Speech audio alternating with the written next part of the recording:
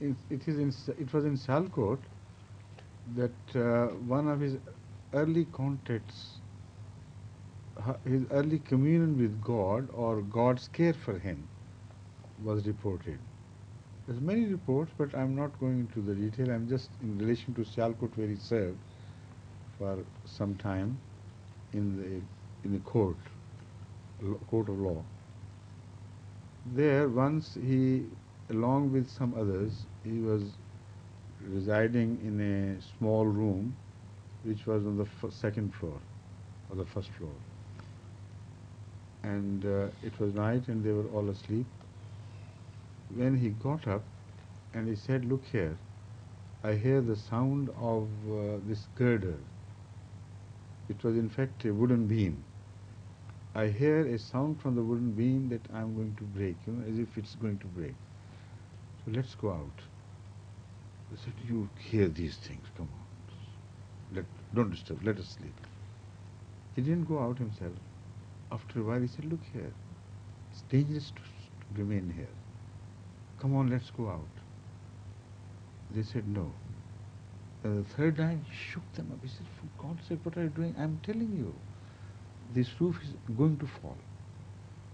And he did not leave he did not lead them. He stayed behind until all of them had vacated the room.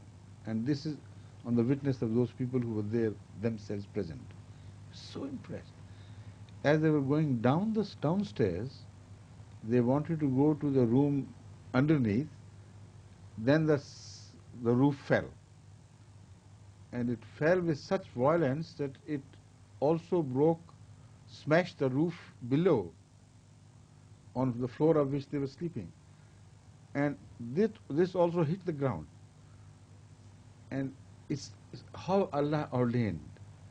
They were on the staircase, one after the other. When this accident happened, if they had gone earlier, they would all have been killed. So this was right from the beginning. We have reports of his receiving favors from Allah. Dreams which came to be fulfilled, visions which came to be fulfilled, even revelations started. And the first revelation which he received was about the death of his father. And from then on, this whole thing continued into a sort of stream of revelations which ended up only with his life. After this, I'll Yes, see. Sadhu, what was his age at that time? At that time, I think he should be very young, because I tell you, at the time of his father's death, he was about, his father died in 64. 16, Huh? 30 years. 30 years. About 30 years. At the time of the death of his father, he was 30 years. Yes. And he was appointed by God as Jaddi.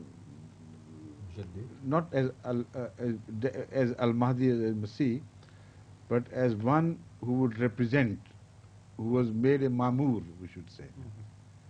The first revelation of Mamuriyat, that is, I commission you, let's say commissioning.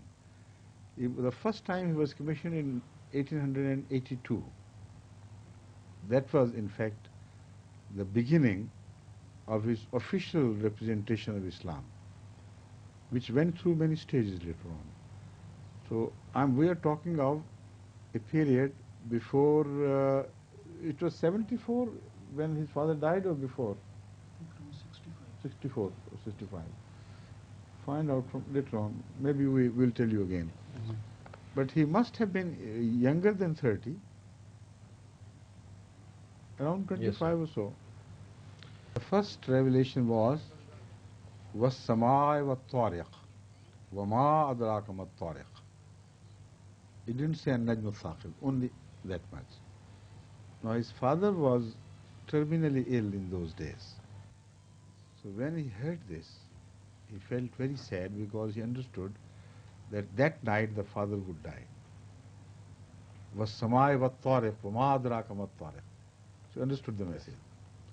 But then something happened. He thought that I have never paid attention to my own shares in the property of the family.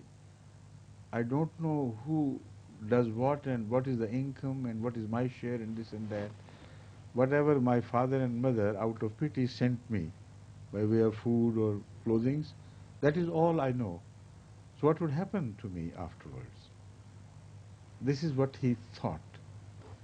And the second revelation came then with great, glory and majesty, and also a sense of, sort of disapproval of that thought. And that was, Alaysa Allahu bi kafin abda? Is God not sufficient for his servant? This shook him right to the foundations. He cried and sought forgiveness from Allah. He said, forgive me. You were my before and you will be my afterwards, and I don't care for who dies and what happens to. And what a beautiful thing happened. It was much before he was appointed by God. He had such faith in that revelation that he sent someone to Amritsar, a town, big city in fact nowadays, 36 miles away to the west from Qadian. Because in those days in Qadian, no one could make a signet ring where you could, a khatam with which you can seal a thing. So he told him to go to Amritsar, find a good expert, and tell him to make a ring for me with this Alaysa Allahu bi kafin abdahu, engraved over that, so that I never forget this message again. And this is that ring. See, this is it. How it came to my hand. It's a very interesting story. Grace of Allah. When he died, it so happened that at different times he had different revelations which he also likewise had got engraved on rings. And it was 4 rings which he was bearing. And he left behind 4 children. 3 sons. 3 sons. They drew lots. 2 of those signet rings came to the share of my father, and 1 to my uncle and 1 to the younger uncle. Maybe a small mistake here and there, but it's not a conscious mistake. Roughly, as I remember things, this is what happened. Now, the most important thing on which everybody's eyes was this ring. The first was a very special ring. So instead of fighting among themselves as to who should get this ring, they drew the lots, and this fell to the lot of my father. Now, he wore all his life, but when he died, he made a will that this ring is far too important to be considered a family property. This belongs to the Jamaat Ahmadiyya. So after me, whoever will be the Khalifa, he will wear this ring.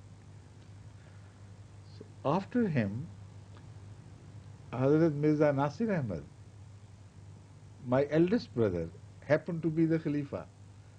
So he received it not as a family property, but as by virtue of his being the Caliph. So he wore this ring all his life. After he died, and when I was elected with the grace of Allah to this office, then those who were in charge of things which he had left behind, they came and brought me this ring and said, now this belongs to you. You, as long as you're Khalifa, till death of course, you will wear this. So this is the story, background story I've told you already. Inshallah. Alaysa Allahu bi kafin abda.